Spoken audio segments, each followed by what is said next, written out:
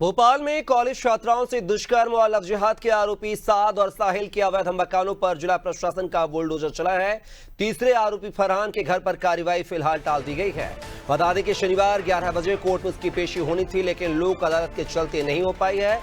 MP में लगातार बढ़ते लव जिहाद और फिर उस पर हुई बुलडोजर की कार्रवाई को लेकर सीएम मोहन यादव ने कहा है कि मध्य प्रदेश कानून से चलेगा, मछली हो या मगरमच्छ, किसी को बख्शा नहीं जाएगा। सभी को ठिकाने लगा दिया गया है। बड़ी बड़ी हवेलियों पर कार्रवाई हुई है। इस बीच कांग्रेस मीडिया विभाग के अध्यक्ष मुकेश नायक ने सरकार की इस कार्रवाई को गलत बताया है। मुकेश नायक का कहना है कि बीजेपी के पास सिर्फ दो ही हथियार बचे हैं, पहला एफआईआर दर्ज करना और दूसरा घर गिराना। कांग्रेस का आरोप है कि बीजेपी की इस तरह की कार्रवाई से जनता में भय का माहौल व्याप्त हो गया है।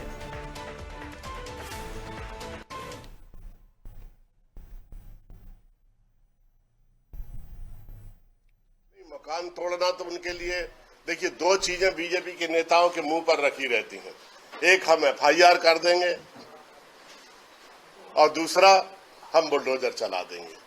मध्य प्रदेश में बीजेपी की दो ही चीजें चल रही हैं, एफआईआर और बुलडोजर, और ये पब्लिक को भयभीत करते रहते हैं। देखिए, इनको कोई चिंता नहीं। आपने एक चीज देखी होगी कि बीजेपी के नेता कितनी भी उनकी बुराइयां विवस्त्र हो जाएं, पब्लिक की जानकारी में आ जाएं, उनके नेता कुछ भी बोल दें, वो कुछ भी भ्रष्टाचार कर दें, वो किसी पर कार्रवाई नहीं करते। उन्हें किसी की फिक्र है ही नहीं, उन्हें लोक लाज की चिंता है ही नहीं। क्यों नहीं है? इसलिए नहीं है कि उनके पास ईवीएम मशीन है, उनके पास नकली मतदाता है, उनके पास पैसा है, उनके पास डंडा है, उनके पास पुलिस है, उनके पास जांच एजेंसियां हैं, उनके पास एफआईआर है, उनके पास बुलडोजर है।